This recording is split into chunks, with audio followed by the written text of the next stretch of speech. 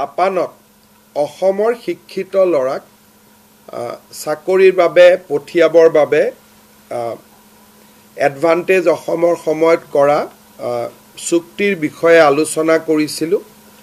জাপানৰ পৰা 3টা কোম্পানীয়ে জাপান চৰকাৰৰ পৰা বিধিবদ্ধ অনুমতি লৈ অসমৰ যুৱক যুৱতীসকলক জাপানীজ লেংগুৱেজত শিক্ষিত কৰিব খুজিছে।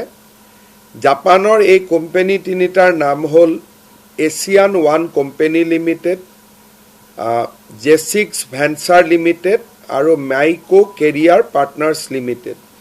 এই 3টা কোম্পানীয়ে অসমৰ ল'ৰাক জাপানী ভাষাত শিক্ষিত কৰিব আৰু জাপানত নিশ্চিত নিয়োগৰ সুবিধা দিব।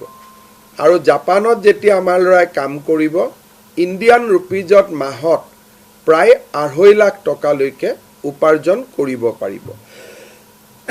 এই বিষয়ে আমি এই 3টা কোম্পানীয়ে অসমত অহাৰ পিছত আলোচনা কৰাৰ পিছত আমি আৰু আপোনালোকক তথ্য দিব পাৰিম। এই ট্ৰেইনিং প্ৰগ্ৰেমবিলাকত 3-3.5 লাখ 4 লাখ টকা পৰ্যন্ত খৰচ হয়। ইয়াক যাতে ল'ৰা ছোৱালীয়ে খৰচবোৰ বহন কৰিব পাৰে, সেইকাৰণে ৰাজ্য চৰকাৰে 1.5 লাখ টকাৰ ৰাজ সাহায্য আগবঢ়াব।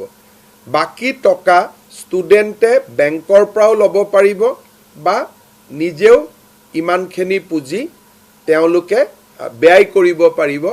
কাৰণ 3 মাহ জাপানত দৰমহা পোৱাৰ লগে লগে তেওঁলোকৰ মূল বা যিটো বিনিয়োগ কৰিছিল সেইটো লগে লগে তেওঁলোকে উভতাই দিব পৰা পৰ্যায়ত আহি যাব। আমি প্ৰথম পৰ্যায়ত 3000 অসমৰ ল'ৰাক জাপানত চাকৰি কৰিবৰ কাৰণে জাপানীজ লেংগুৱেজ ট্ৰেইনিং দিব খুজিছোঁ। আৰু বহুত সময়ত কোনোবা ল'ৰা ছোৱালী যদি জাপানতো যাব নোখোজে, জাপানৰ ইমান কোম্পানী এটা ইণ্ডিয়াত আহিছে, তেওঁলোকে ইণ্ডিয়াতো কাম কৰিব পাৰিব। জাপানীজ কোম্পানী ইন ইণ্ডিয়া এই আঁচনিখন, যাৰ নাম আমি CM ফ্লাইট বুলি দিছোঁ, chief minister foreign language initiative for global human talent. So' এইটো আমাৰ এডভান্টেজ অসমত আমি ঘোষণা কৰিছিলোঁ।